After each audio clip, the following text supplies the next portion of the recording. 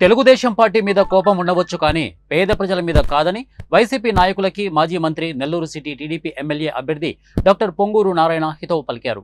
సార్వత్రిక ఎన్నికల ప్రచారంలో భాగంగా ఆయన 4-5వ డివిజన్, జాకీర్ హుస్సేన్ నగర్, అలాగే రామాలయం వీధి తదితర ప్రాంతాల్లో పర్యటించారు. ముందుగా నారాయణకి స్థానిక టీడీపీ నాయకులు, కార్యకర్తలు, మహిళలు హారతులు పట్టి ఘనస్వాగతం పలికారు. ఈ సందర్భంగా డివిజన్లోని ఇంటింటికి వెళ్లి 2014 నుంచి 2019 వరకు టీడీపీ ప్రభుత్వంలో జరిగిన అభివృద్ధిని ప్రజలకు వివరించారు. సమస్యలన్నింటినీ అధికారంలోకి రాగానే ఖచ్చితంగా పరిష్కరిస్తామని హామీ ఇచ్చారు. రానున్న ఎన్నికల్లో ప్రజలందరూ సైకిల్ గుర్తుకే ఓటేసి అఖండ మెజార్టీతో గెలిపించాలని అభ్యర్థించారు. అందరికీ నమస్కారాలండి.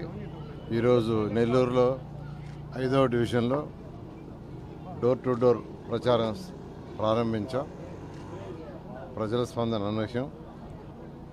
ఒకటి, ఎక్కడికి పోయినా వాళ్ళు కోరుకునేది వాళ్ళకి కావాల్సిన చిన్న minimum drinking water, first drinking water అడుగుతున్నారు.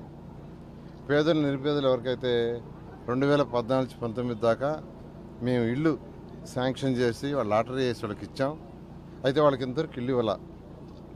అది దారుణం. ఎందుకంటే పేదలు, నిరుపేదలకి high quality of technology, shear wall టెక్నాలజీతో ఈ భారతదేశంలో ఎక్కడా కట్టిన విధంగా ఆంధ్రప్రదేశ్లో ఇల్లు కట్టాం.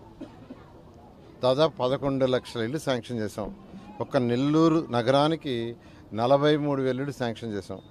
అంటే ప్రతి పేదవాడికి సొంత ఇల్లు ఉండాలనే ఉద్దేశం చేసాం. కానీ ఈరోజు ఈ 5 సంవత్సరాలు ఈ ప్రభుత్వం ఆ ఇళ్లను నాశనం చేసి వాటిని వదిలేసింది. నిజంగా దారుణం.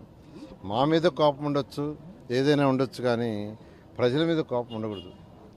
అదేవిధంగా 550 కోట్లతో అండర్ గ్రౌండ్ డ్రైనేజ్ సిస్టమ్ తీసుకొచ్చాం. నెల్లూరు మొత్తం వేసేసాం. 90% పూర్తయింది. దోమలు లేని నగరం చేయాలనే ఉద్దేశంతో అండర్ గ్రౌండ్ డ్రైనేజ్ 10% వరకు పూర్తి చేస్తుంటే నెల్లూరు నగరంలో ఈరోజు దోమ పడేది కాదు. దోమలు ఎందువల్ల వస్తాయి? సైడ్ కెనాల్స్లో